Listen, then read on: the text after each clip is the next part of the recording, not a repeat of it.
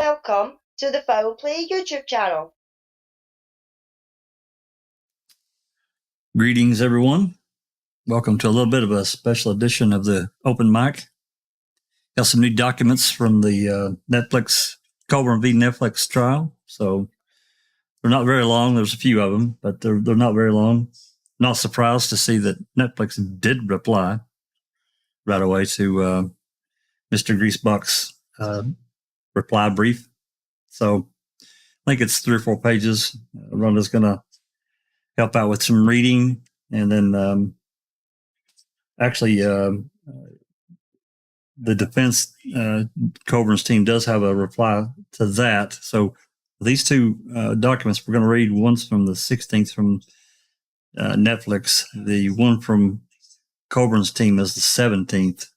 So, and I did link these in the description. I remember to do that. So anyway, I guess a lot of us have been listening to the Johnny Depp Amber Heard trial. I think today was day 18, or was it today 18 or 19, guys? I don't remember. Today was day terrible. It is definitely day terrible. Yeah. But anyway, that's just part of it. It'll be over soon. That's for sure. Be interesting to see. God. Yeah, I know. It's been. This is wearing me out. I don't have time for this anymore. It's been interesting though. From a civil aspect, trial magnifying times a million. So anyway, yeah. I'd like to certainly welcome everyone that's joined us. I see in the live chat Jeff Jones and who else we got? There's Jinxie and Galataki. Guys, Lamont's kind of keep a watch on Galataki. I don't know about him. Get that delete comment button ready, Dark Side, because he's a little shady. Yeah, there's Disco Perverts, Double D. There's T1. You got to watch him too, because he wants to, he talks too much. So. And who else we got? There's Sheila Smokey. Hopefully your video's working pretty good tonight, Sheila. I hope you got everything straightened out.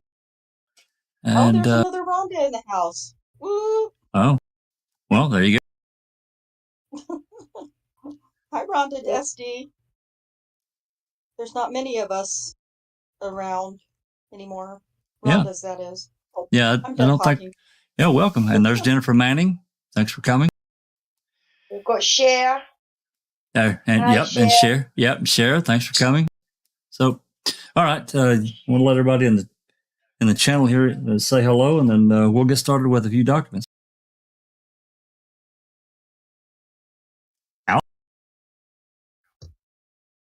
Hello, everyone. Thanks for joining in this chat. Hi, everybody on panel.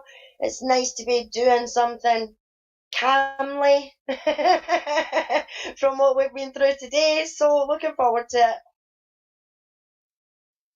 Oh, I thought Dark Side and Cal left. So it's just us three. Okay, well, that's good. It's just three. We'll say hi. Oh, hi, everyone. I already said hi. I already, yeah. All right, go, so show, Jack, go. Yeah, I was just pulling up I was pulling up the PDF document. Sorry. So yeah, this first one. Let's see here. It's only 3 pages. So anyway, Rhonda, you take off and read whenever you're ready. All right. So defendant Netflix Inc.'s motion to strike Michael Griesbach's improper sir reply brief opposing defendant Netflix Inc.'s motion to compel. Defendant Netflix Inc.'s Netflix, by and through undersigned counsel, moves this court pursuant to Civil LR stuff for an order striking the filing caption, quote, Michael Griesbach's reply brief opposing defendant Netflix Inc.'s motion to compel, end quote, and its attached affidavits. This reply brief is actually a SIR reply improperly filed without leave of court in violation of Civil Local Rule 7I. No rule or court order contemplates the filing of a SIR reply without leave, and there is nothing in the brief or its attached affidavits that could not have been included in Mr. Griesbach's response to Netflix's motion to compel. Accordingly, the reply brief and attached affidavits should be stricken from the record.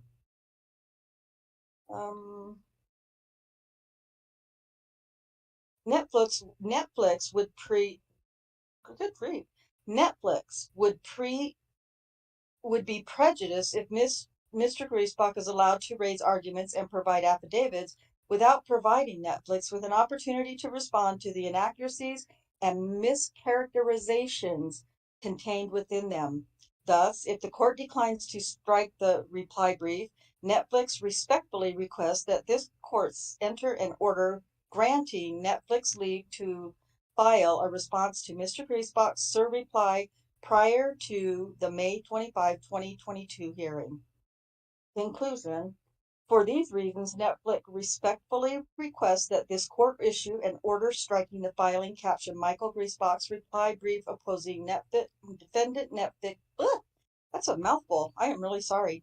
Michael Griesbach's reply brief opposing defendant Netflix Inc.'s motion to compel and its attached affidavits, or in the alternative, granting Netflix leave to respond to that filing prior to the May 25, 2022 hearing. Yeah, that is a mouthful. God. And I really find it very, very disconcerting that I can pronounce mischaracterizations with seemingly no effort. Yeah, we get to a word like coabulate. Just get you all messed. It does. And last night I was doing, I don't know if anybody saw it or not, but I was doing I was on a guest on a panel, El Sancho, doing a part 5 on, that he's been doing on Daniel's case. And I found myself in a position where I was going to need to say that word and get up. I was like, no. Oh, no. I was so embarrassed. And I was like, well, not everybody here knows that about me. So I tried to slide on through it. But anyway. Your nemesis. Anyway. Your nemesis.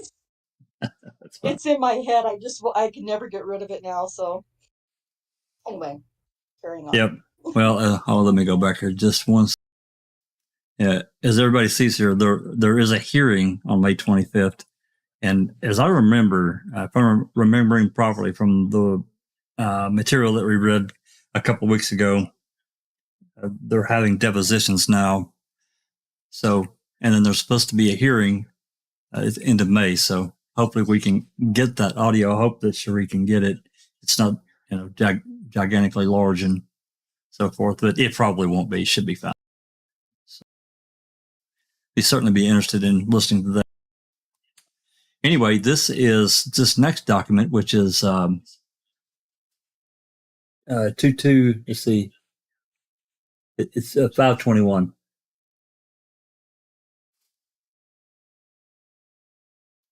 And 521. What?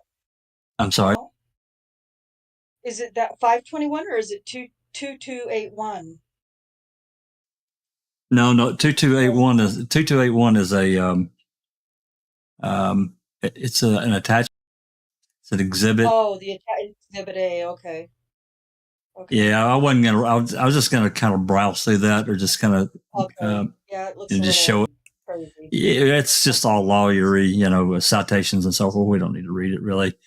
I did list it in the video description for anyone that wants it, but yeah. Okay. Yeah, that looks a little hairy, scary to read. So. Yeah. Okay. So this one here is plaintiff's response to motion to restrict. So this one here is 4 pages. So. Okay, got it. All right, okay. Plaintiff's response to motion to restrict filed by Netflix Inc. Introduction. Netflix Inc. filed a motion requesting that the court order that certain documents that plaintiff intended to produce as confidential pursuant to the protective order entered in this case be treated as non-confidential. As further explained below, Netflix's motion is procedurally improper. In addition, Netflix has previously been advised that the documents implicate interest claimed by a third party that Netflix does not appear to have served with its motion.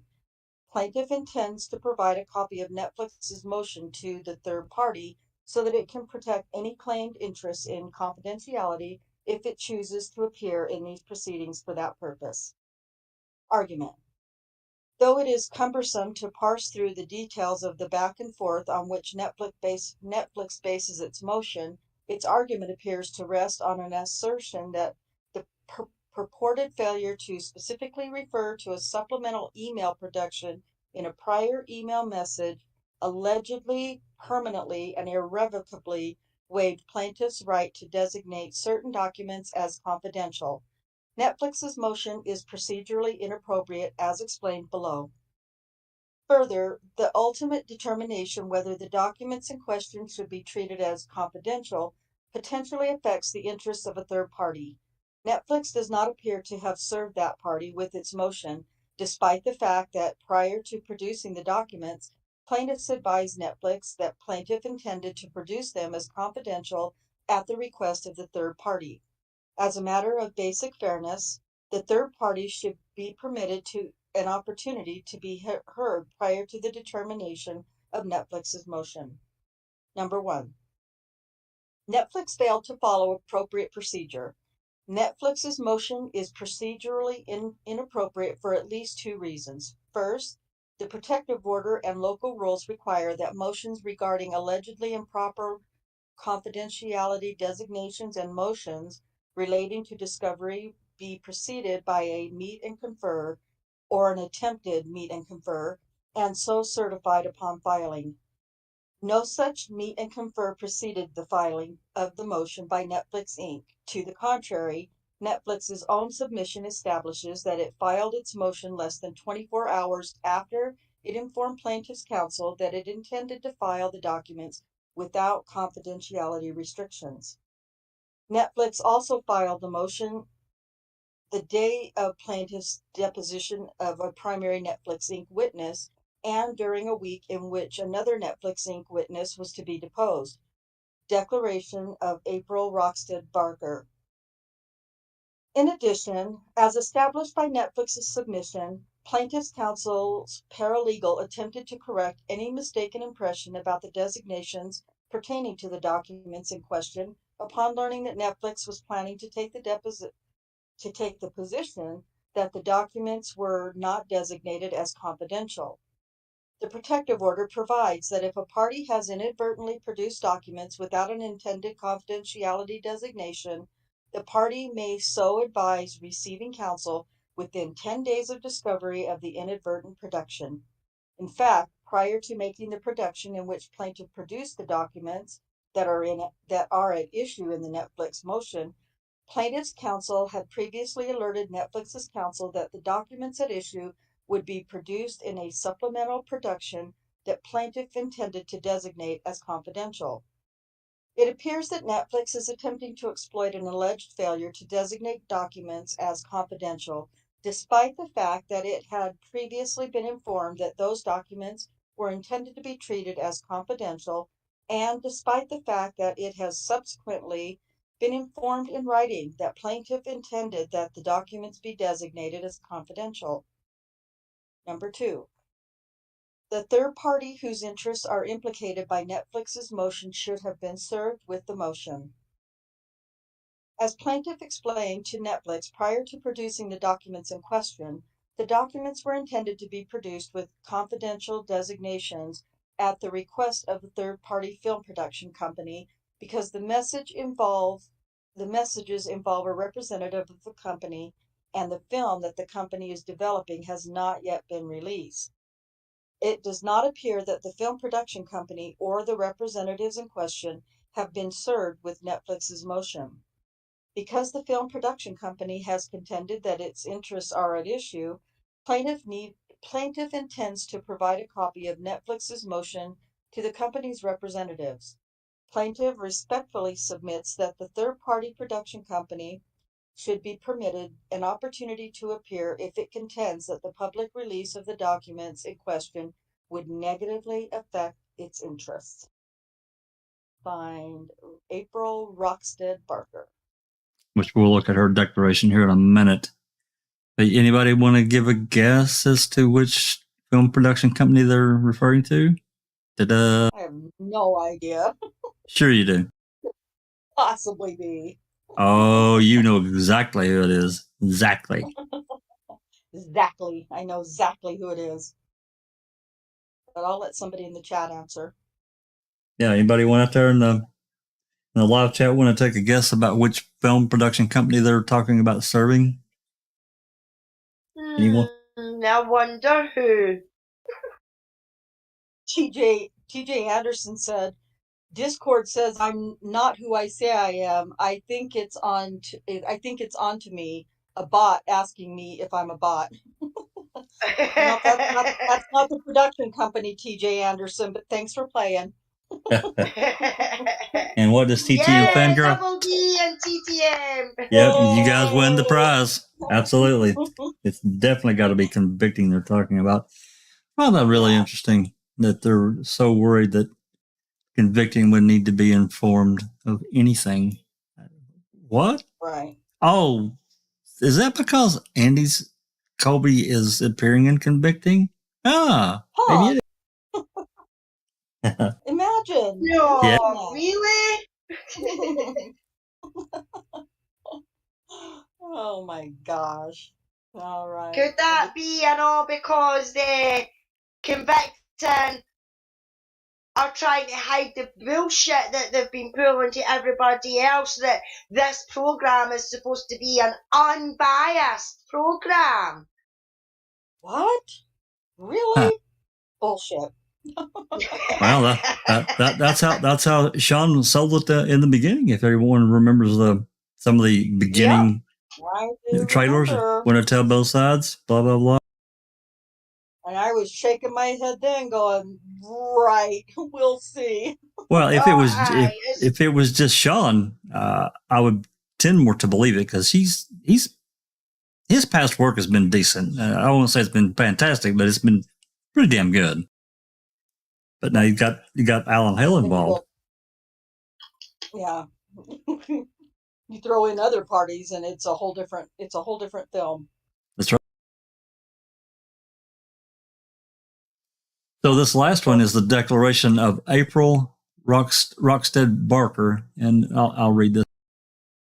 And honestly, I have not read this document. I saw the name and I thought, okay, she's been declared in this other document, so they're giving her declaration. So, under the penalty of perjury, deposing says, number one, I'm one of the attorneys of record for the plaintiff in the above captioned matter.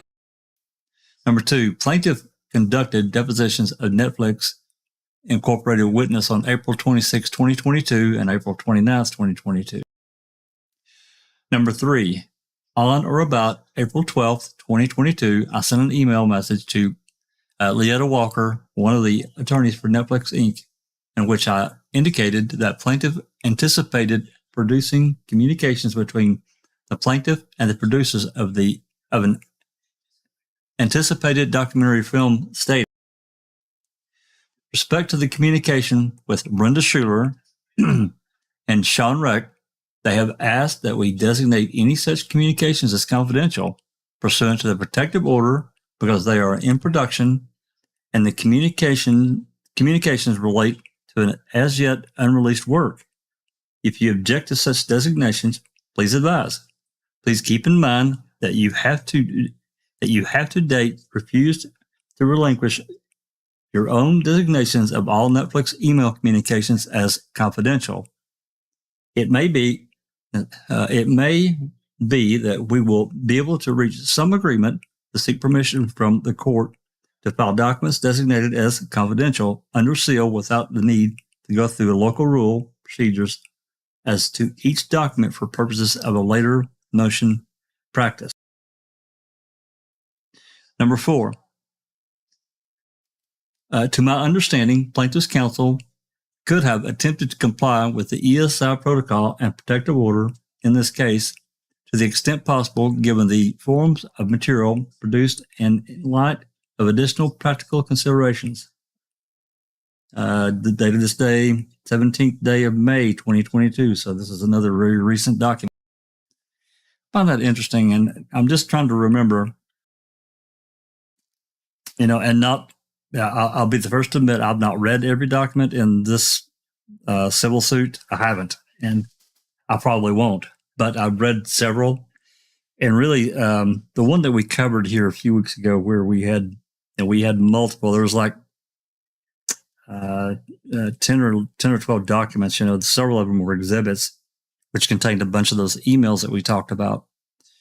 And I specifically remember reading, and you guys probably remember this too, where Netflix said that they had warned Colborn's lawyers, you didn't mark this as confidential, and we're giving you a chance to do so, and they didn't do it.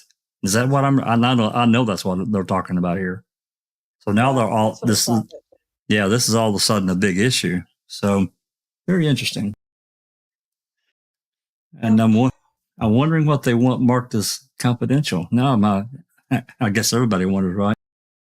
Well, everybody's little spidey senses are going up for sure. Well, sure. What do they want to keep under wraps? What could be possible in these communications that, not knowing, certainly we know certain things, but I thought really that convicting was pretty much a done deal, other than probably some final editing and being sold for some one of these platforms to pick it up. Whoever, Netflix or whoever they can get it sold to. Ultimately, their goal is to make money. I thought it was a done deal. Well, admittedly, I haven't kept up like constant, knowledge and reading of the Netflix Colborn case, but yeah, that was my understanding as well. I thought it was, good to go. I mean, not that has anything to do necessarily with the convicting thing, but it obviously does. So. Hello. Who has joined us? Is that separate cop? It sure is. That would be I.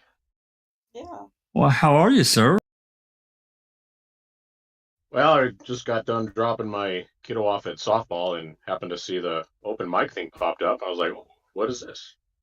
What are they doing now? Yeah, we had to get away from the heard Johnny trial for a little bit for some different insanity. Okay.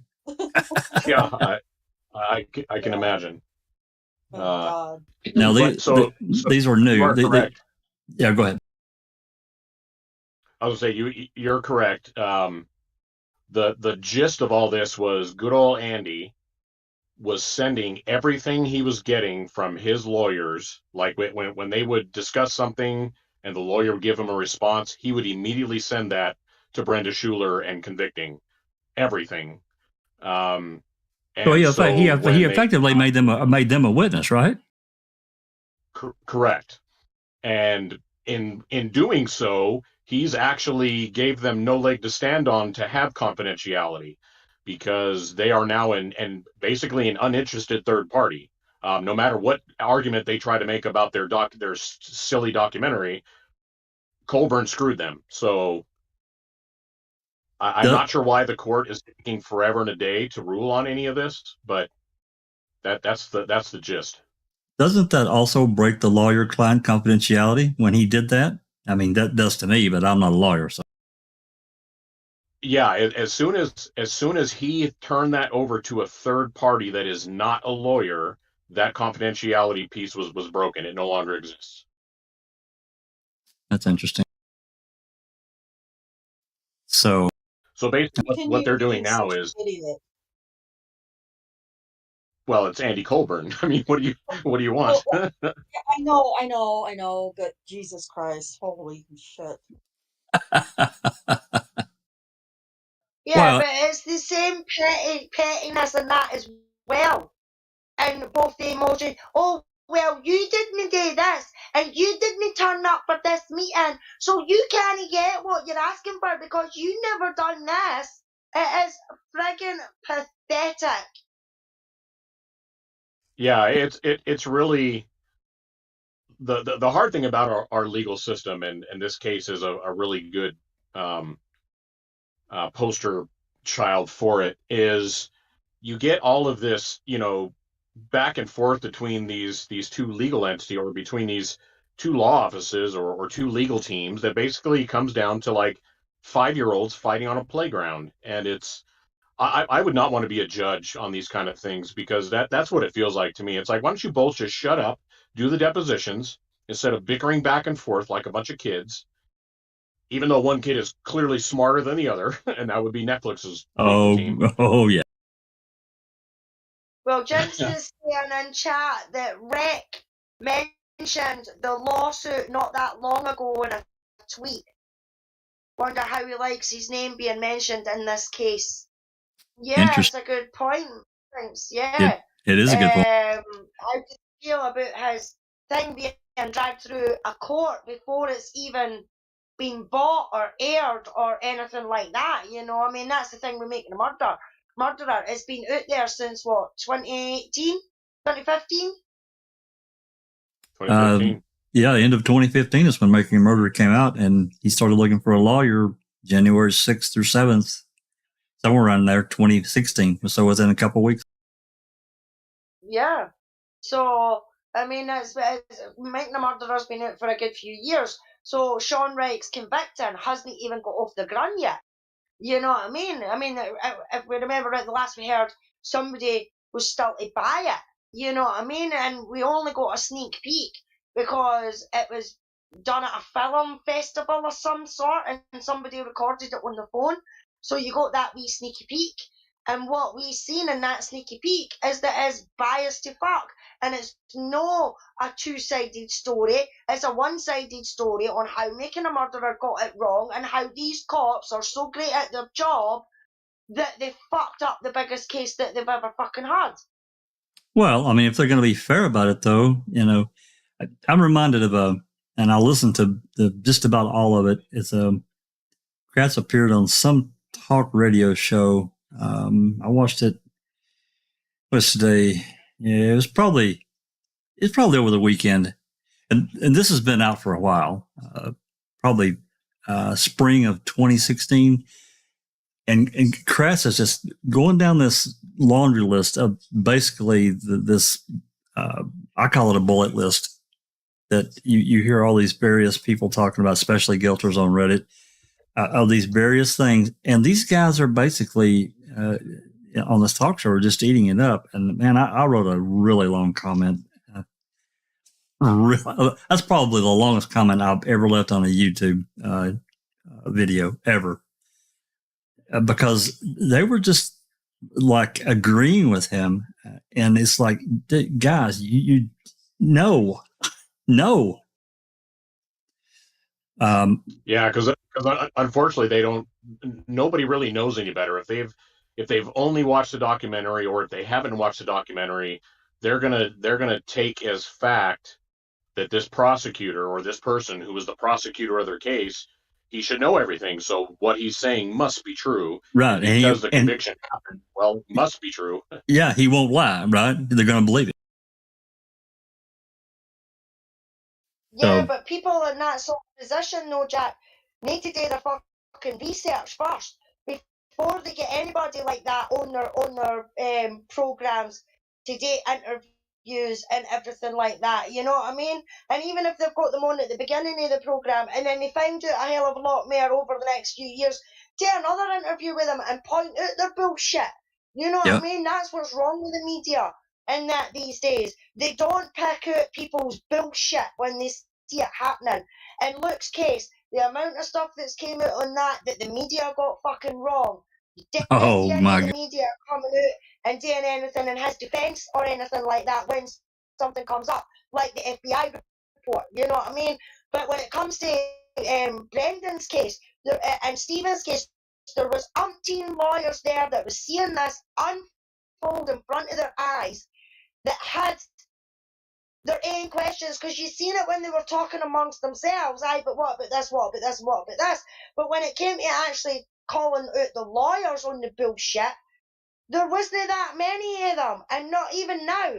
The ones that were there haven't came out and said, wait a minute, why is this came out? Why was the bones given back when this is against the law? You know what I mean? You don't see any of that reporting. No, you don't, and that's another that's another surprising thing that the media, especially in Wisconsin, man, they run from that like a scalded dog. It's kind of like I think about that in the same sense, and Rhonda definitely, and you too. Well, hell, everybody, the media in Oklahoma, they run from anything even remotely positive for Daniel, run from it, or just won't report on it at all. Yeah. Well, yeah, because it doesn't generate divisiveness and drama, which is what they make their money off of. Yeah, they want to generate hate. They want to generate negativity. Division. They don't want to show positivity. Exactly. Yeah, it's crazy. They want to divide the people in the power. You know what I mean? No, these people in power, so you need to believe them because they're always right. When the people know that that's not true and they're only human and they can get things fucked up, and who would respect them a bit more if they, no matter whether it's media, police, courts, whatever, if they start finally admitting and putting their hands up and going, oh, holy shit, we've actually got this wrong for once, you know what I mean? Then they might find a lot of people more respect them now. But I just don't freaking believe half the stuff in the media, or if I do see something in the media, I'll go and look for other information, you know. I won't just take their word for it, because I know how shady they can be. Yeah, it's what they, I think that's what they should do. Speaking of positivity, I'm going to say hello to Mr. Pete Moss and hey, and Jaznaz, thanks for coming. And of course, TJ. But yeah, this part here, getting back to the Colborn Netflix thing, I probably should go back, and maybe I should have pulled that up. I've got all these documents, but I probably would never find it on a moment's notice now because there's so many of them. But these emails and these exhibits, I specifically, now that we're sitting here talking about it, I specifically remember reading those emails that, is it Leetta Walker? Is that her name? Rhonda? Yes. Yes. Warning them, you need to, if you want these marked as confidential, you need to do something. And she called them out again and said, you didn't do it. And I gave you fair warning. And now they're wanting to come back and say, oh, wait, that's confidential. Yeah. Exactly. Yep. You're right. Because what we read, what was it, 2 weeks ago, I think, yes, were the meeting notes after the meet and confer that Colborn's lawyers are trying to say never happened. Oh, it happened because they made all the notes and she notified them.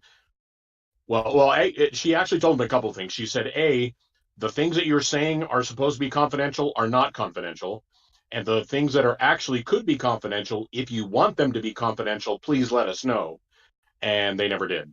That's right. So that's right, because I remember now we went back and reread those emails that had the response to them, and it's exactly what it said. Yep.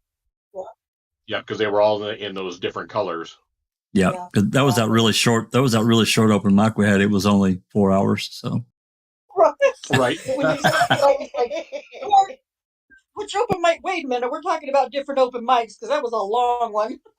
I figured it would be a couple of hours to get through everything, maybe 2.5. I really didn't think we'd go for 4 hours, but we needed to do it and get it covered. So I'm glad we did. Well, and it's a good thing we did because look what I just read. So I was surprised to see anything from Griesbach, and I said that the other day when we read. You and Susan read the other documents.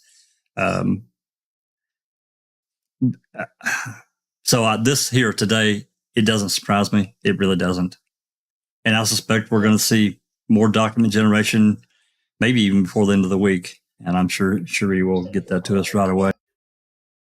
And what is today? Well, we are at today's the 18th. So the this meeting's supposed to happen. This hearing's supposed to happen. What's that, Super Cyphercop? Well, I was going to say they have to do something quick because the depositions are supposed to be done by the end of this month, which means I'm guessing Colborn has not been deposed yet. So they have to try to make sure that nothing's going to be presented that's going to screw him up even worse than he already is. So He already looks like a fool. Good God. Well, the hearing's the 25th, I think it says. That's what I thought. It was the 25th. I think, isn't it by the 22nd? It has to be done. The deposition. yeah, that's right. Yep, 22nd. Yeah, so I don't know what that does to their schedule or what this does to their schedule. I mean, I can't imagine it would stop the depositions. They're probably, because this is really a side issue. Yeah, it is. So he probably at the hearing. Yeah, but it's typical Wisconsin bullshit. You know what I mean? They think that they can put all these motions and everything like that out and everybody's going to bow to their fucking will. You know what I mean? They have to learn and get put in their place and be told, no, you've had plenty of time to get this done. You've had plenty of time to get that done. Now it's put up or fucking shut up. You know what I mean? And the quicker that happens, the better. So if the case is happening on the 25th or the 22nd, then they better get their arse in gear and get his deposition done. You know what I mean? I can tell you something. We also talked about this a couple of weeks ago, and it very well likely could happen. Is that Brenda and Sean Reck could very well be called in for their own deposition because now they're involved. Yeah. It's possible. I wouldn't be surprised that I wouldn't be surprised that if Netflix didn't want to depose them. Actually, Well, you have to depose anybody you can. I mean, or not, because really it doesn't matter because Netflix isn't going to lose this anyway. I mean, right. I shouldn't say it doesn't matter, but you know what I mean. It's like, right. Yeah, but it's not necessary. But I agree with you. And Darkside says she has to go because she's got work. But hey, look, doesn't work realize we have cases to work on here? Yeah, I mean, come on, we got stuff to do. Darkside, you need to. these people. Yeah, you need to explain it to them. Okay. All right, good night. Have a good one. Thanks for coming, Darkside. She's wonderful. Yeah. Anyway. All right. Well, you also got to get up for trial in the morning too, I think. So I don't know. I'm not really sure what the time differences are, but. Well, it's in the afternoon for her. So I don't know. She probably, if she has work tomorrow, so she probably has to sneak to listen. So. To listen, yeah. I mean, I know Neverly works during the day. I know she would never do that. I know, never. I've never known Neverly to do that. But I know she had to. I was hoping she was going to stick around, but I guess she had plans tonight. So, well, anyway. Well, I have a question. Yeah. That it's maybe this is something that's been talked about, or maybe it's something that isn't even relevant. But I wondered off and on throughout this whole Netflix Colby thing. Was there ever or does anybody ever thought about whether or not Colborn hoped that somebody else would jump on his bandwagon with this? Because he's not the only one who might have, been able to make the claim that his life was ruined. I mean, I'm sure that, Link could have jumped in, and he's Link could have jumped on, and Kraft could have even jumped on. You know what I mean? Like, theoretically, absolutely, based on their claims. At least Fassbender and Wiegert as well, because they've been dragged through the coals about what they've done to Brendan and everything like that. So any one of them could have jumped on the bandwagon, Rhonda. But the fact is that's where all their fucking lies and everything like that could come to fruition through depositions and fucking everything like that. And they went, fuck that, I'm done and dusted, I don't want anything to do with it. So he thought that he could jump on that wagon himself and ride the gravy train, and he's just making it fucking worse for himself. He really is. I mean, he's making it, and from my perspective, he's making a complete idiot of himself at this point. It's just such a waste to me. You were going to say something, Sappercoat? Sorry, Sapper. Yeah, I was gonna say, I've said for a while that I really have no idea why Colborn took this step. Um, I don't know if who put the bug in his ear or if anybody put the bug in his ear if he just did this of his own volition. But there's no way that anybody in the legal field, whether it's Griesbach or anybody else, would have sat down with Colbert and said, you know what, this is a great idea. Let's go sue Netflix. It was a dumb thing to do from the start. And at some point a long time ago, he should have realized this as soon as Netflix decided we're not going to settle with you. Because I think, if anything, that's what Colborn was probably thinking was going to happen, was that he would sue them, they would pay him some money to go away, and he'd be good to go. But as soon as Netflix said no way, he should have stopped, but he didn't. He's still going, and I'm befuddled as to why. There's no way anybody can tell him he's going to win this. And anybody who is telling him he's going to win needs to give up their law license because they're idiots. I agree. Well, of course, by these motions, I'm not surprised. But I I remember. could only hope and pray. Go ahead. I was going to say, I remember from way back, and I can't remember the wording, and I'm going to say it wrong. But I remember from way back, and I'm talking about early 2016, some conversations and emails.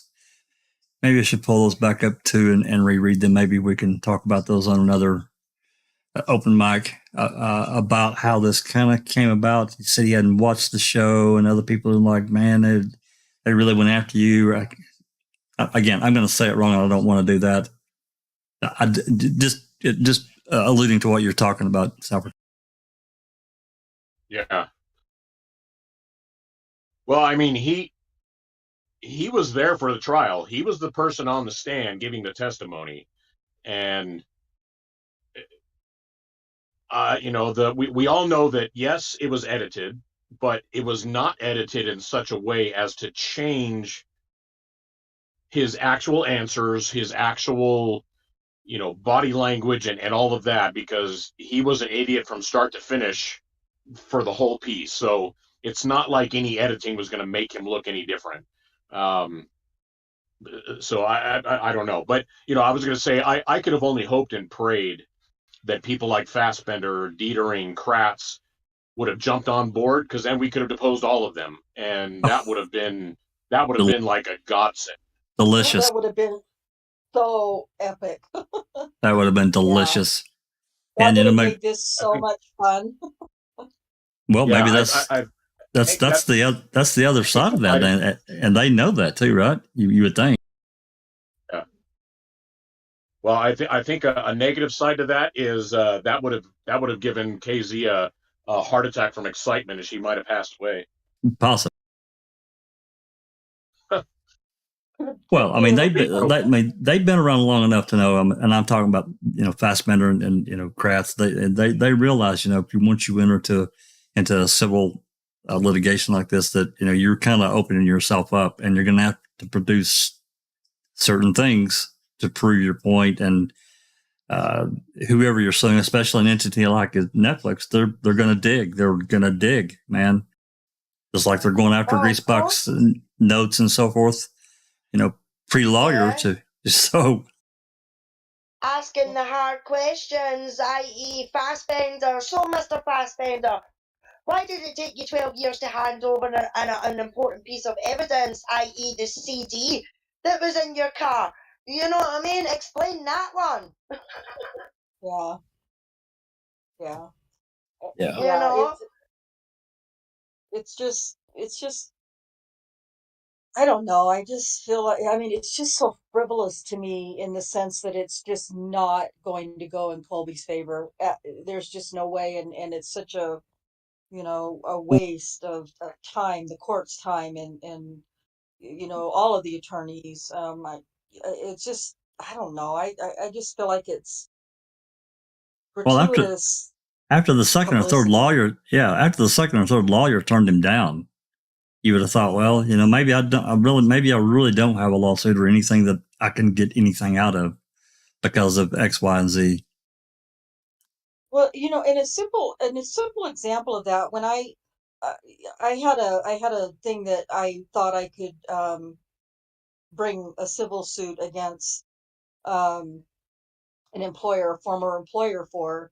And Utah is a right to work state. And so I contacted 3 different attorneys and for consultation, and I just said, this is what the situation that happened, and it was absolute I can't think of the word now. It was wrongful termination was what it was. And every single one of those attorneys, all 3 of them, told me, you know what, in another state that's not a right to work state, you would absolutely have a case. In Utah, you will there's no point in you trying to fight this in Utah.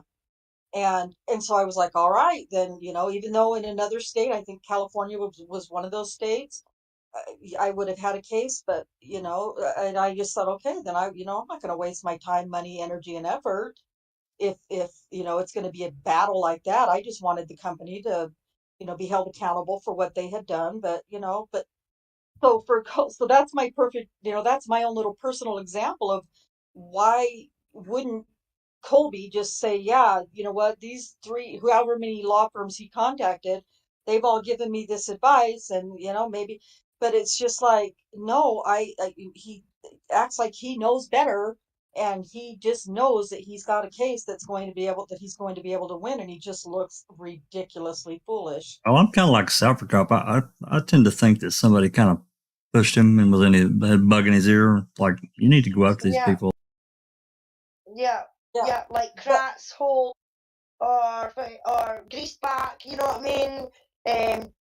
Gann, Fallon, you don't know who he's phoned. It could have been off fucking all the lot of them, you know what I mean? And they went, aye, we can't do it because it'd be a conflict of interest or whatever, you know what I mean? But I go to this one and go to this one, and then they've turned him down and said no.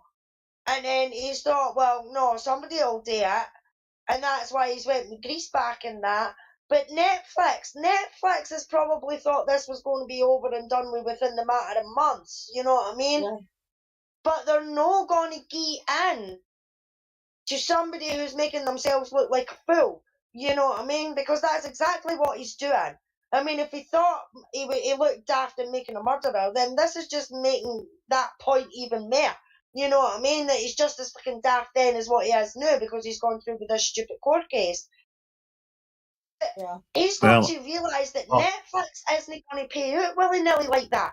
You know what I mean? They're just they can't. Not. They can't. No. They absolutely cannot. Oh, God, no. No, because imagine if you're Netflix. Imagine if you're Netflix and you paid off Andy Colborn.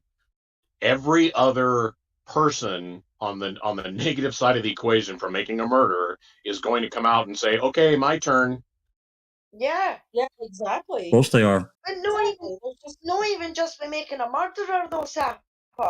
Any sort of true crime documentary. Yeah, that's what he's talking about. That's what he's talking about. That Netflix has done. That would open up the door to a shitload. You know what I mean? Not just the people for making her a murderer, but for other ones that they've done or not. And they're just not going to do that. Because the simple fact is that every single one of them that was in the first season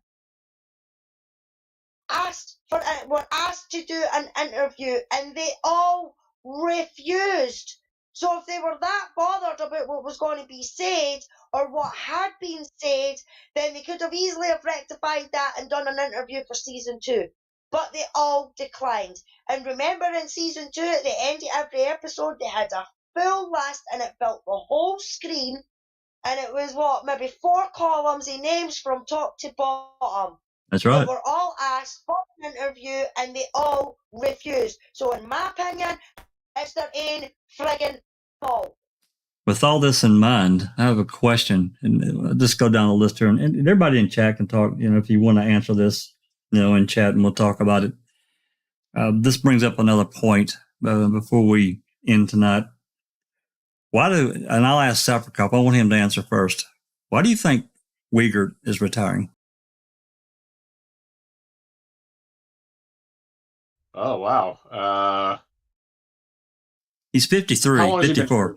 2 years now? He's served one term, so I think it's when in 2018. I think he got elected. So,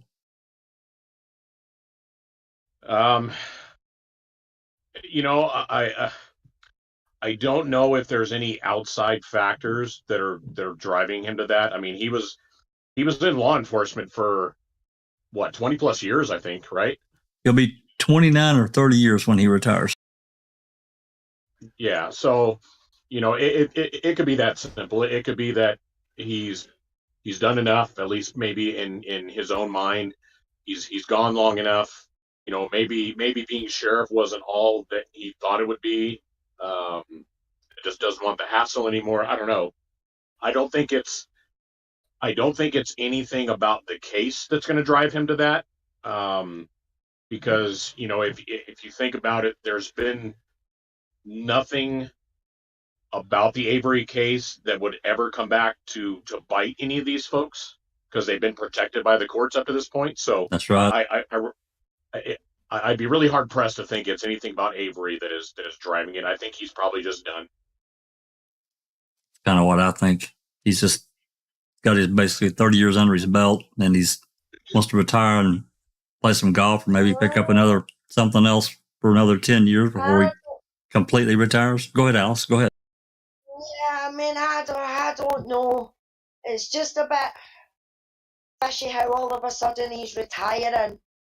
It just doesn't sit well with me at the moment. I don't know why, but it's just not sitting well with me at the moment. And I mean, TJ in chat's saying to get his pension before it's taken away, methinks. And Sheila says, is Wiegert still liable if he gets off if he's not an official anymore? Well, they would have to bring some kind of actual charges. They'd have to have proof. I mean, Cybercop can back me up on this, but there would have to be something significant. Yeah. So, well, Yeah. Doc says Wiegert. Sorry, Sapper. Doc's in chat. Morning, Doc. He says Wiegert is sick and tired of answering JJack61 and Sunshine Christina's with the FOIA requests. Probably. I've been into some pretty good rackets with him. Christina has too. So, yeah, I mean, for somebody to go after Wiegert's pension or anything related to it, or anybody else in the case would have to break. Something would have to happen for that, you know, for that question to even come up.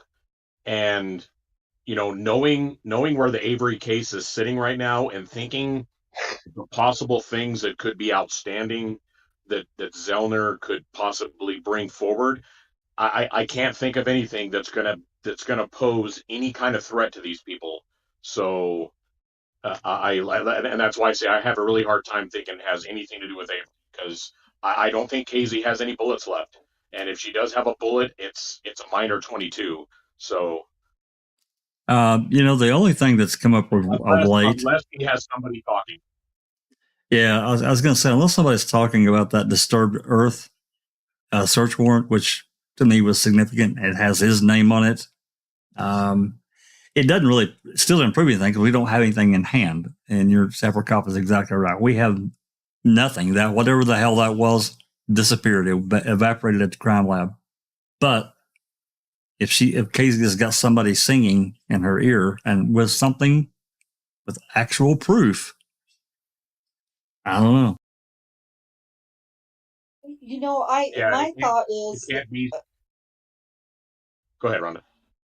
I was just going to say, my thought is, I'm kind of with Alice on this.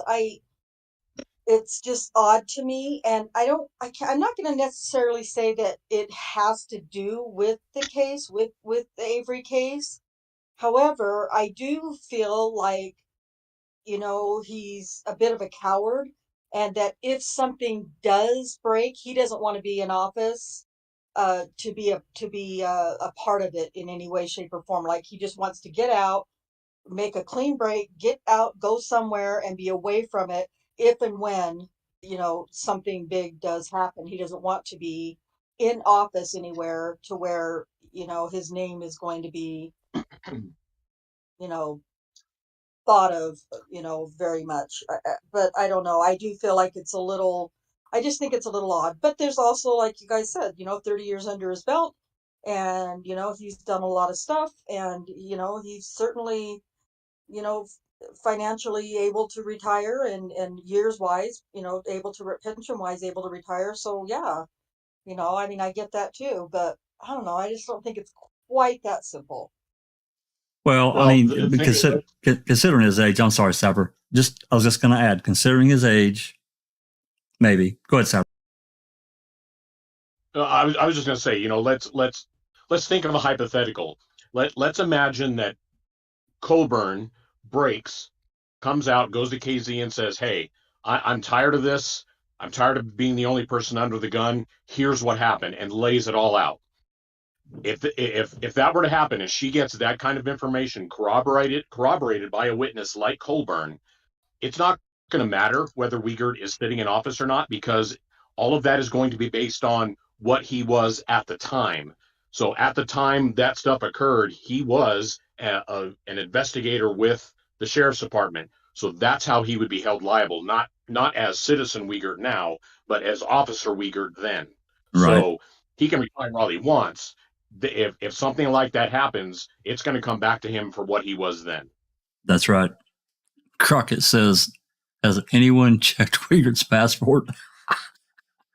That's hilarious. Good one, Crockett. I mean, it could very well be retiring, Jack, because he's sick of getting postcards that Becca keeps sending out to everybody. Hey, Doc, if you want to jump in, voice here, you can give us your thoughts too.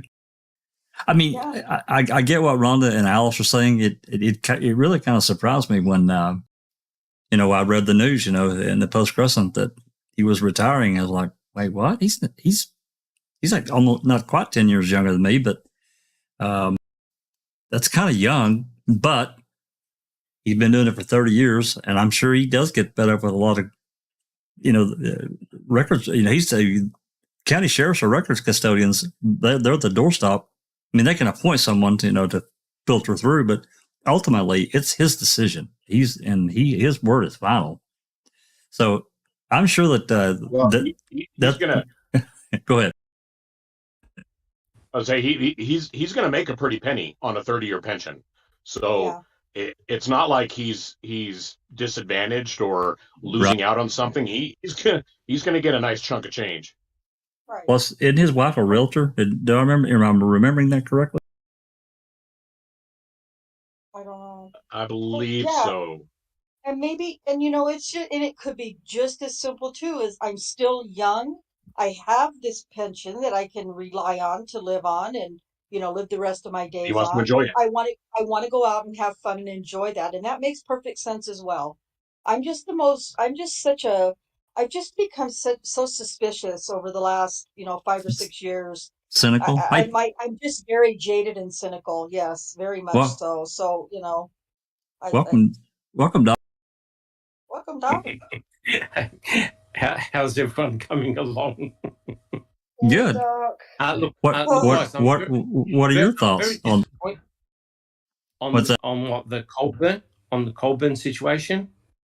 On Wiegert, well, yeah, that too. But on Wiegert, on Wiegert, I think he has seen the writing on the wall.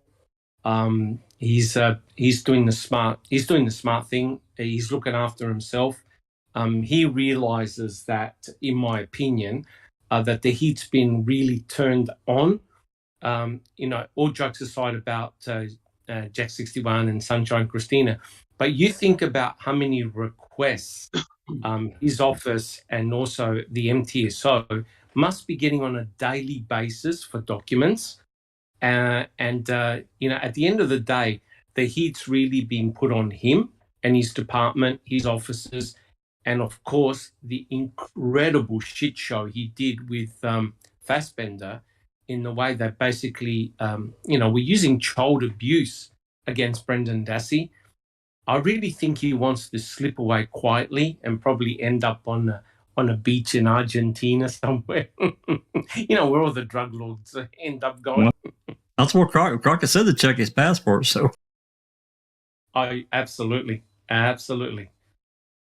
Yeah, so I think personally, Wiegert obviously must have enough retirement funds, probably a really good pension. He wants to just simply fade into the background. You know, he doesn't want to be in the limelight anymore. I mean, look what's happening with Colborn. Look what's happening with Griesbach now. Netflix has turned on the heat, and rightly so. well, maybe Wiegert wants to write his memoirs.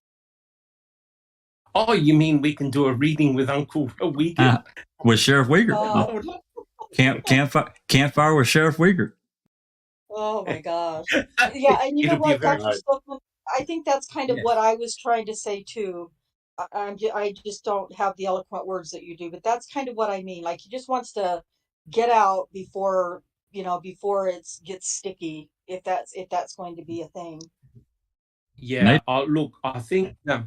Sorry. No. Go ahead, Doc.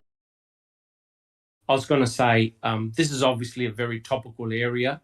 All jokes aside, we look at what's happening with Amber Heard and Johnny Depp. No kidding. Everything, everywhere is dead in terms of like discussions. The amount of interest in that trial is phenomenal. And there's millions and millions of people watching and commenting. I don't think Wiegert wants to be dragged in a situation like that.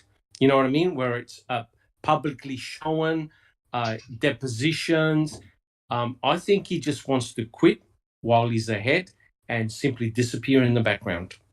Well, you know that if something were to come of this, this unfiled warrant, some people call it a draft warrant. Maybe it is a draft, but whatever, it went unfiled.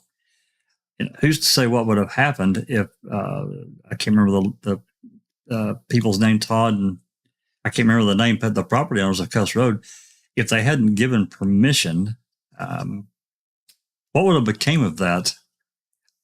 We don't know. We can't, because we can't. It didn't happen that way. Obviously, there's no warrant, as far as we know, that got filed on them at all.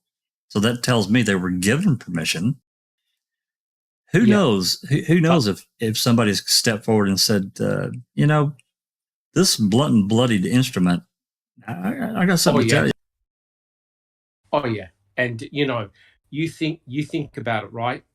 Through the good work of Foul Play and other YouTubers, a lot of people now are aware of stuff that they've never heard before, right? Bones at a clandestine burial site, right? That's a huge one. A blunt, bloody object in the back of the victim's own RAV4. Are you kidding me? Right? And so if someone calls him up and says, okay, let's get your side of the story. Here is a document. Clearly, yes, I understand it's a draft, but where did you get the information from in order to form that draft? That's right. What's the source of the information? And all of a sudden, the heat gets turned on, and it's going to be rather embarrassing, right? It's going to be terrible for him. Right, because that part of the warrant is a sworn statement. It's not like they're taking notes and saying, "Oh, I got this over here," and blah blah blah. This is a sworn statement that you're basically going for a judge and swearing to. That's 100% correct. You think about it. How many times have we heard conversations when Brendan was being interrogated and bloody Wiegert was on the telephone, and I think he was also recorded saying, "Don't serve it. Don't serve it." He was. So, you wonder as Brendan was giving him more information, you just wonder whether he was now going to use that to draft a further warrant, right? And he had modified what he had before, and he never mentioned about the bones, the clandestine burial site, and the blunt, bloodied object. Because think about it, guys, that doesn't fit with what Brendan had told them, right? On March 1st. So you've got this crazy situation whereby Brendan's saying, oh yeah, we did this. He never mentioned about bludgeoning Teresa Hallbach. And lo and behold, you've got a metallic or some type of object with blood on it in the back of the vehicle belonging to Teresa Horbach. And what has the blood spatter expert been saying all along? The blood spatter expert of Kathleen Zellner. Hey, that blood on the back of the door looks like she was bludgeoned with some type of potentially a metal object. Remember, he had a whole table full of hammers. That's right. And all of a sudden, there's a document written by Wiegert saying, "Oh yeah, we found said object in the back of the victim's vehicle." Oh my God! Well, and if we expand on that just a touch further, and think about this clandestine burial site, this motion, or it's actually a reply that Fallon wrote, talking about the clandestine burial site and the bones they found. Let's talk about that just for a second. We can come back to this if everybody wants. But how many people were there? They had to know. At least some of them did, I would think, which was Link, Colborn, the crime lab, which is Ertl. I don't know who else. I can't remember who else was there. Bushman was there. Bushman. Yep, correct. And he was actually part. Well, this is very, very interesting, guys, because it's now potentially going to drag Colborn in too, right? Because Colborn, we know that Colborn and Link, there were many other MTSO officers were called back to Cuss Road, the so-called clandestine burial site. Yep. And this is going to look really bad for him, because if he gets dragged into this and they call Mark Wiegert and they present that document and say, okay, what's going on here? Because remember what Colborn said about the number plates? He was asked, were you watching, were you standing in front of the vehicle? And he completely denied it. Well, potentially they could also hit him. Potentially they could also hit him with the same thing. Did you observe bones at the clandestine burial site? So now this could be very, very bad for him. Thank you. Yep. Thanks, Doc. Jeff. Go ahead, Sam. I would say another thing to keep in mind: a warrant is a legal document, whether that's a draft or a fully completed, signed, judge signed, etc. It's still a legal document.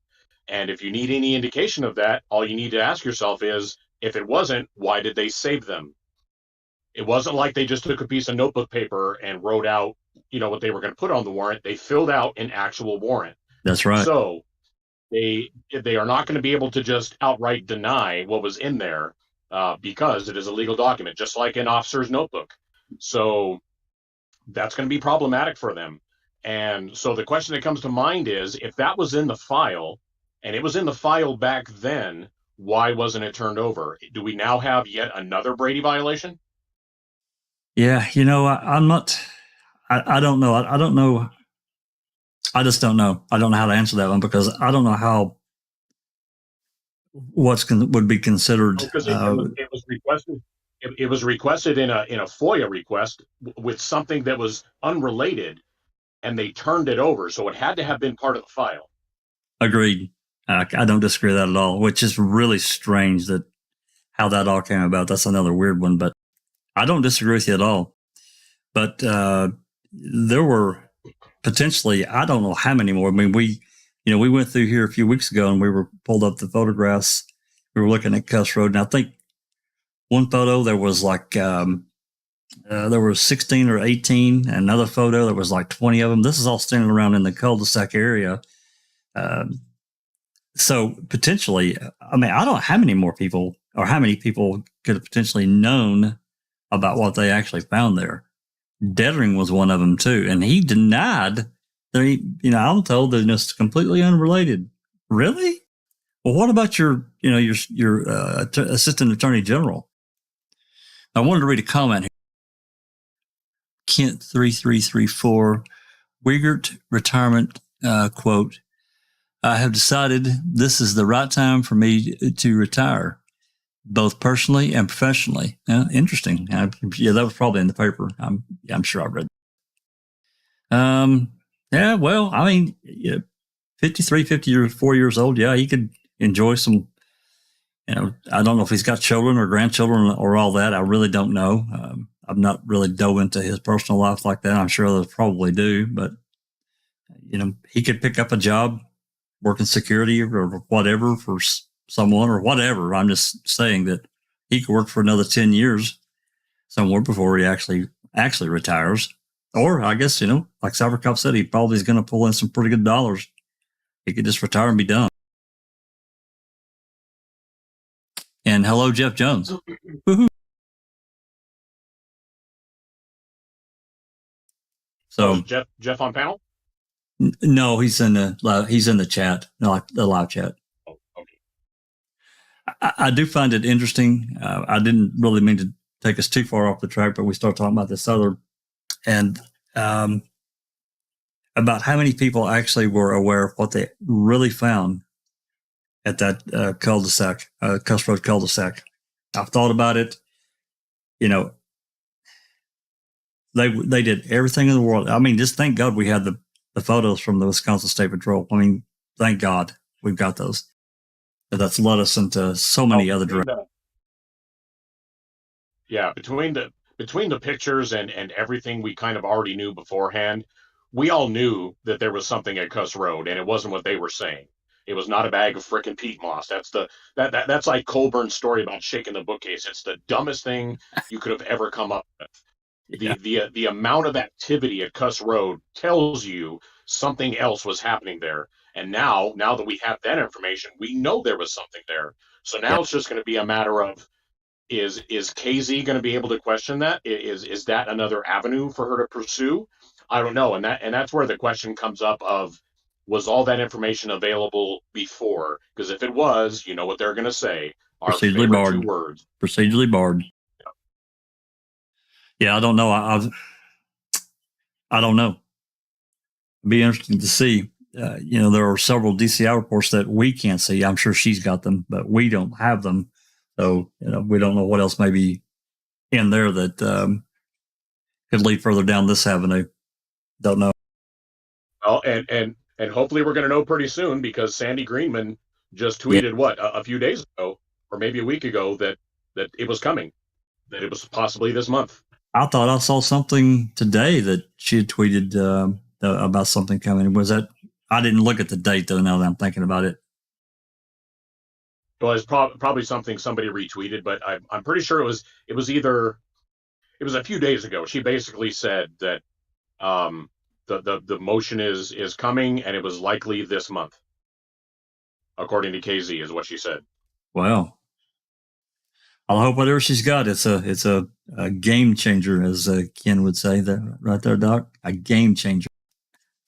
Well, that document there, and I agree with what Sappercop was saying. That document there is potentially extremely explosive, because you're not going to write a search warrant unless you've got just cause, right? So we've read out that particular search warrant, and if you read the very, very final point, point number 17, it's sort of like giving a real subtle hint that, we expect to find all these items in the area of the disturbed earth, right? So they clearly knew something about the clandestine burial site, and then they decided not to use it for some unknown reason, right? So they changed the search warrant. So it's very, very interesting. I personally can't believe that this draft warrant survived and wasn't shredded. That is surprising. Yep, exactly. Yeah, and so do you think then it might be a case of he's being pushed rather than jumping? Or could he be jumping rather than being pushed? Oh, Wiegert? Because if this is another Brady violation, how many is that? You know what I mean? Well, so the first thing I would say to that is, does Wiegert even know any of this? How would Wiegert know that somebody has this information? Unless he's listening into foul play or following Twitter.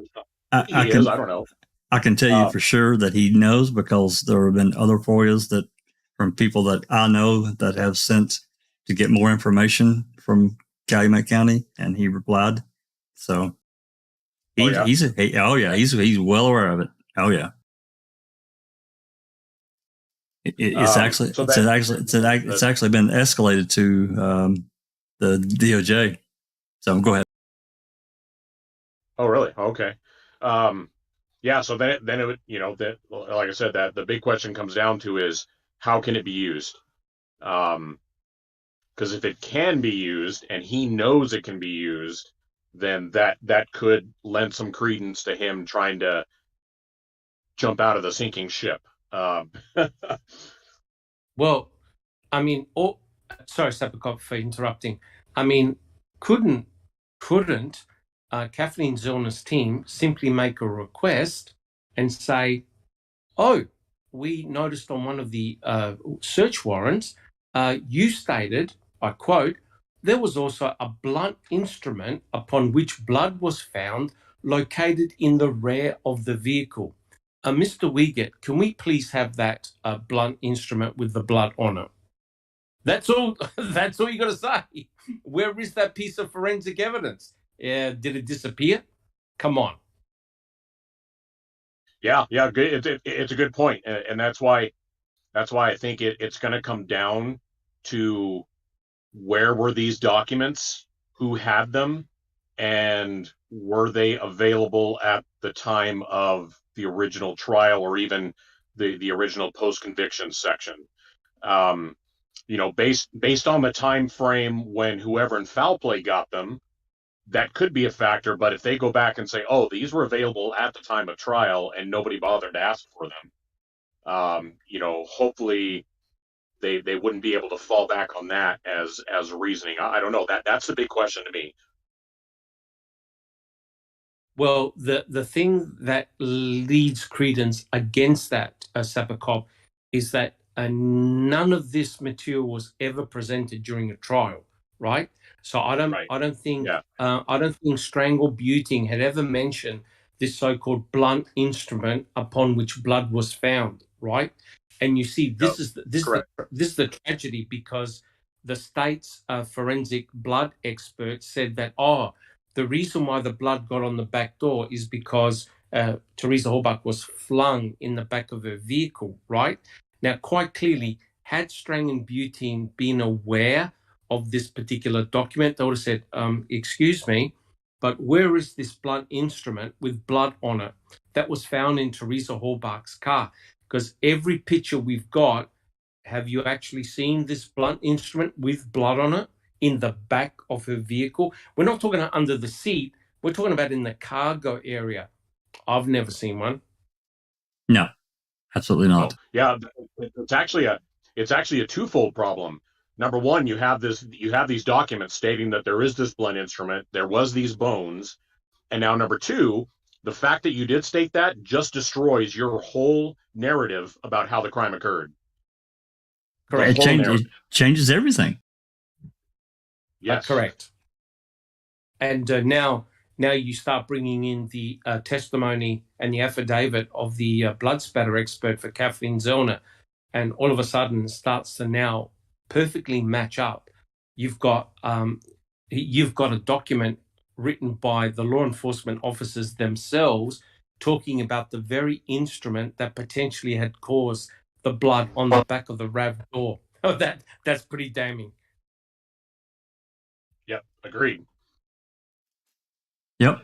Number 15 here, he goes into talking about Loof, the scent tracking dog, talking about hitting on this spot, led by Sarah Faust. Right. And then further talking about, number 16, talking about deadering being there. And this is the part where they're talking about inserting the flag into the to the dirt that you've talked about, Doug. Correct, 100%. So that's indicative that soil there was freshly dug. So it's not like someone had buried a peat moss bag years and years ago. It definitively showed that whoever dug up the soil, it was a recent event, because the soil wasn't compacted, right? It was actually quite loose, and they were able to put in the red flags. That to me is a huge red flag. Plus, they found that piece of tarp. It was loose and it wasn't. It was loose and it wasn't overgrown. 100% correct.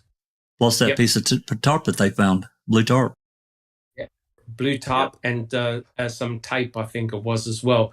And they even said, I quote, consistent with materials commonly associated with covering and concealing buried objects. That's right. You can't get any more plain than that. Yeah. Now, I don't know. My question kind of I pulled this document back up, but it begs the question, I just found it interesting that he's retiring. And I do understand, 30 years is a long time to be doing something, and maybe he's just tired of it, but like we kind of talked about, and he's ready to, he's financially able to do so. But on the other hand, if something else is going on that, he's aware of that, maybe we're not, then I don't know. Who knows?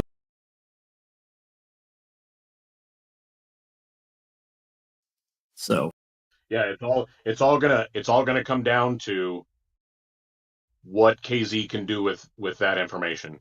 If she has an avenue to use it, oh my God. Oh God, yeah. Matter of fact, I would almost go so far as to say is if she does have a way to use that, and if she can use it fully, that's just as good as somebody like Colborn spilling the beans. Yes.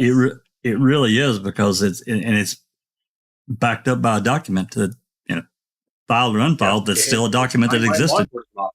Yeah, it's a sworn statement, just like you said. It's a legal document. It's just not signed.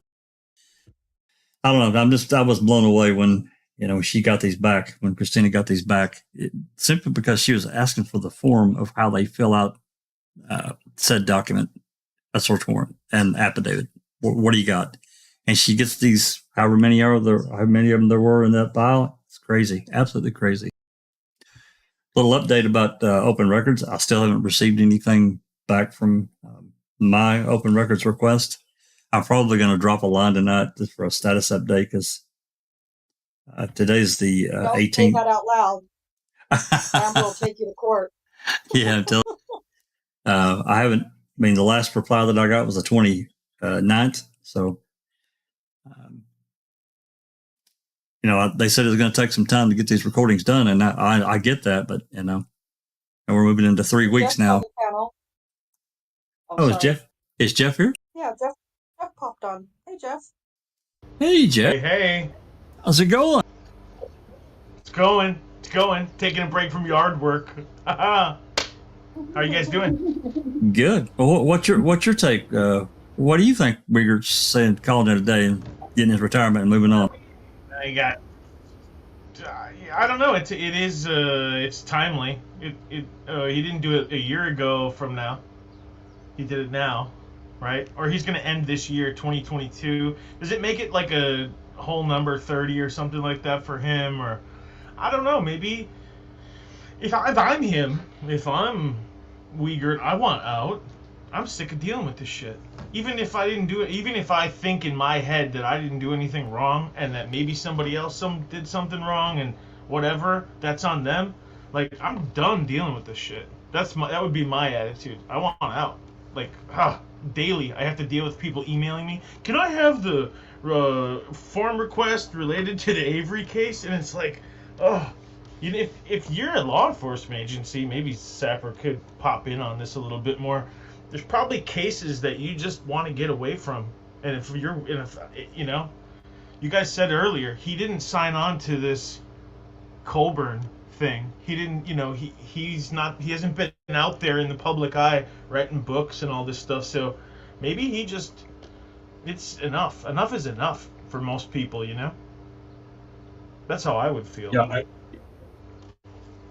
I can agree with that. And you think about it. I've another thing I've said for the longest time is these guys never thought for the life of them that this case would ever see the light of day. And now that it has, and not only has it seen the light of day, but it's been seeing the light of day globally.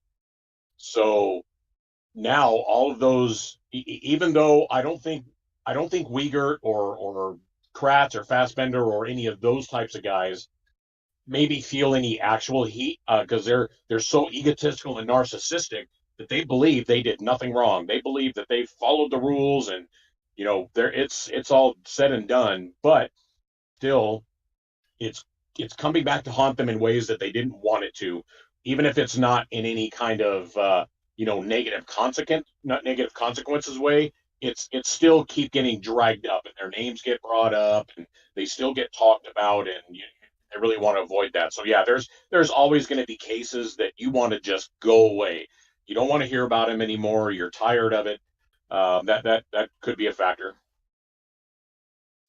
I noticed in one of the recent reports with Wiegert that they didn't even put his last name in there. They just said Sheriff of Calumet County. That's interesting. I could go dig it up. I'm 95% sure that it didn't mention his name, Wiegert, and it's not every article, but it's one that I saw. Maybe he's just like, God, leave me alone, And you know what? At this point, it's possible that he feels some remorse because he is human. We are human. He might feel like, shit, man, I really turned it on that kid. Me and Fassbender put it to him too hard, and maybe he feels something for it. I don't know. His actions don't say one way or the other, but who knows? If I'm him, I'm out. I'm so over this. I'm like, ugh. Season 3 maybe, and now Colborn won't let it go with Netflix, and it's in the news every day. Let's move to Arizona. Let's move to Mexico, I agree, Jeff. I think the mere fact that this whole case is being dragged through the mud yet again, Wiegert must be throwing up his arms in pure desperation, because I think the aim was that this case would just slowly and quietly disappear.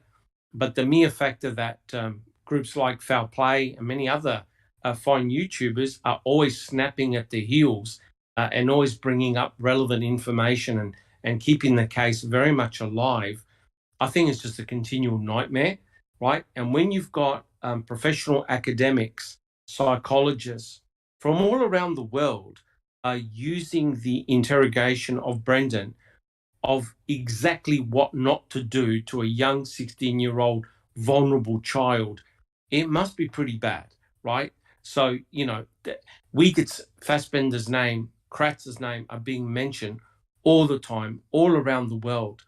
I think he's probably had enough. I really do. Oh, yeah. You won't get an apology. Sorry, Jeff. I don't agree. You will never get an apology from Wiegert, Fassbender, none of the Rat Pack, because if they apologize, in no position to apologize. Yep, if they apologize, it's going to have a domino effect, drastic. That could, if you deep down and you had a decent heart, and you're like, even if I wanted to come forward, I couldn't, because it would ruin me even more. You know what I'm saying? Like, I'm not trying to make an excuse for what Wiegert did or trying to paint him in, but if it was me, I'd be like, shit, what year is it? And when did I do this? And, am I due for retirement yet? Like, can I punch out for the last time? He's got to be just...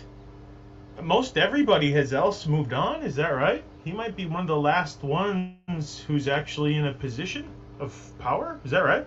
Yeah, Fassbender's retired. Kratz scorched earth and just kind of disappeared. He was the first one, but that's after he left us that Easter egg with the recording, the recording in the jail at Calumet. That's another. I don't even get me started on that one.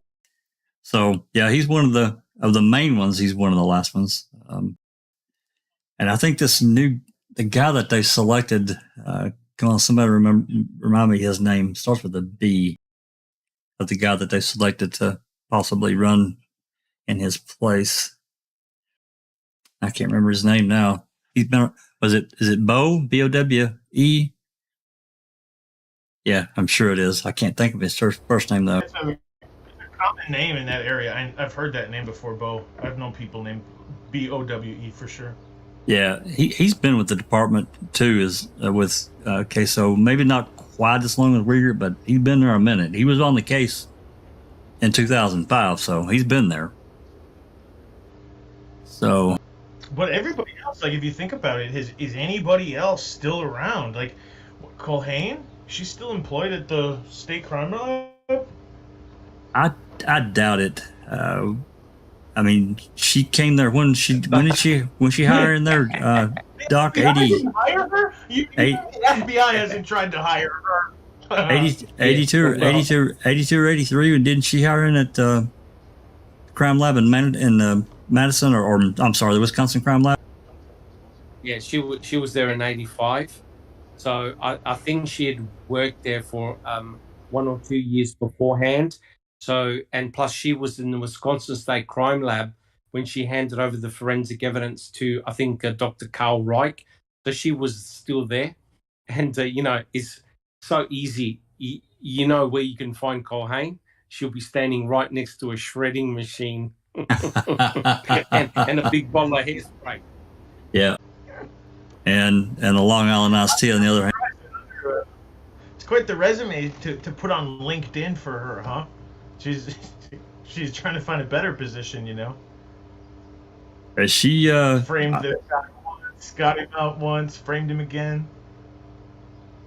Yeah, I haven't looked up her LinkedIn to see if she's retired, but I imagine by now she has, because if I'm recalling correctly, she worked for some parish in Louisiana for a couple of years prior to, I can't remember the parish, but for a couple of years prior to moving to Wisconsin.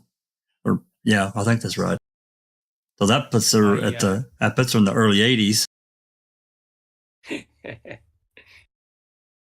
I was going to say she's going to get a job in the horticultural industry because she's so good at plants. That's funny. Reality check in chat. Hi, reality check. She says she is retired.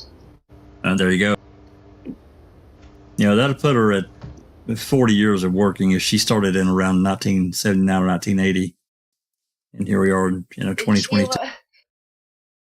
Sheila Smokey says, Aquanet endorsement deal for Colhane. No doubt. So maybe that's what we're seeing is the last of the Mohicans, last of the last of the batch of people to get out.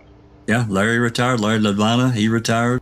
All these people were basically the main ones, main players they're basically retired, moved out.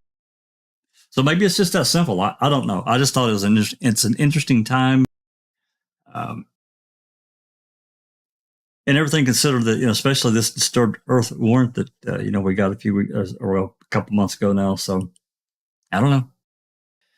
Anyway, the Colborn stuff, another little interesting turn here, side issue to the whole thing. But it's like you guys said, it's kind of like a little cat fight on the side. And the judge is probably thinking, God, just like you all said, just shut the hell up, guys. Let's just get to it. So, all right. We've been here for an hour and a half. I didn't really plan on this one being very long. Unless someone has something else they want to talk about, I'm going to call this one. I want to call this one good. Just actually, Jax, if what I'd like to do is on behalf of the Foul Play team is absolutely thank all you supporters that have came along and bought our merchandise, and that we've been donating it to Uncuff the Innocents. Well, thanks to your generosity and buying the merch, we raised $144.72, and that has been donated to Uncuff the Innocent. So well done, everyone, and thank you very much for buying our merchandise. And please tell a friend, buy some more, and we'll let you know what next charity it'll go to. Thanks very much. Yeah, thanks for reminding me of that. Yeah, Zoe was talking about that earlier today. She sent them a payment, so that's really cool. That we're not keeping any of the profits from merchandise sale. It's all being donated. So, yep. Thank you for doing That's that. awesome. It is. Absolutely awesome. Yep, it's awesome. On behalf of Daniel Holtzclaw, I say thank you. Okay, I was kind of looking through the comments here to see if there was anything else. Yeah, I wanted to thank Pete Moss. He sent me another photo, and he got it from. He told me where he got it from.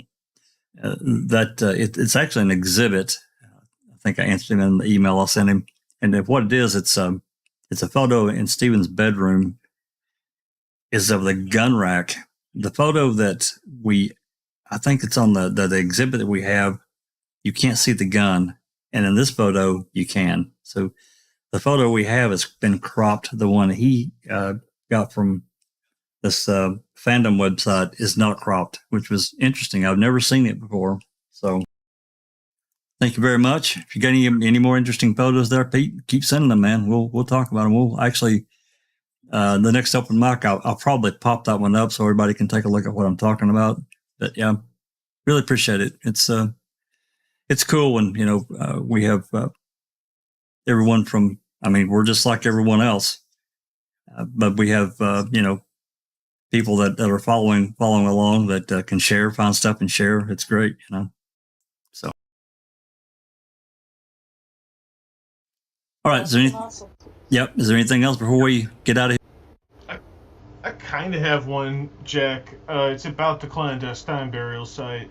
Sure. It's I think they say, I might be conflating reports with the case or something, but I believe that how it went down was, oh shit, what was I gonna say? Oh, they said they wouldn't take pictures, and I'm not sure who said that. It might have been State Patrol or something. Somebody said we won't take pictures because it's disturbed. Right? No, that was the burn pit. That was the burn pit. Oh, thank you. Okay, that was Stevens burn pit? Yeah, that was Erdl.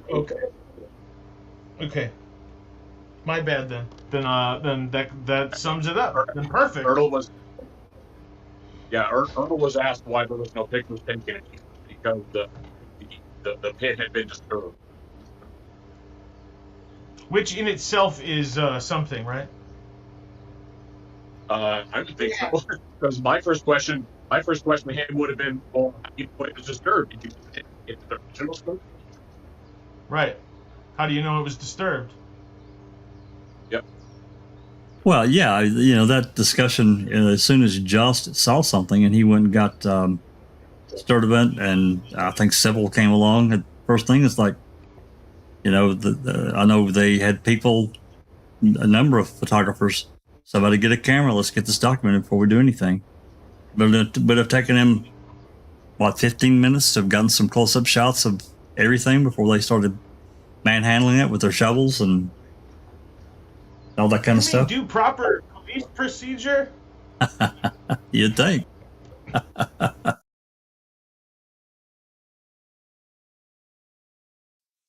So, yeah, anyway. All right, anything else before we take off? Nope, I think we're all good. All righty, guys, we appreciate it. And anything new comes up on Colborn, I'm sure Sharia will get it to us right away, and we'll get it presented. Hopefully we'll have this hearing. We can get a recording of that. And, depending on how long it is, we might even do an open mic and just play it and listen together. So I'm sure that one's going to be interesting. And hopefully any depositions that come about will be made publicly available, and we can check those out as well. So yeah, somebody FOIA Colborn's deposition. Hurry up. Actually, those get posted if they're shared, or if they're public, they get shared, and Cherie can get them because she's got a Pacer account, or her company does. So, all right, guys, we appreciate it. Thank everyone for coming. If you feel so inclined, hit the like and subscribe, hit the bell, and we'll catch you next time. This has been a Foul Play production. See everyone.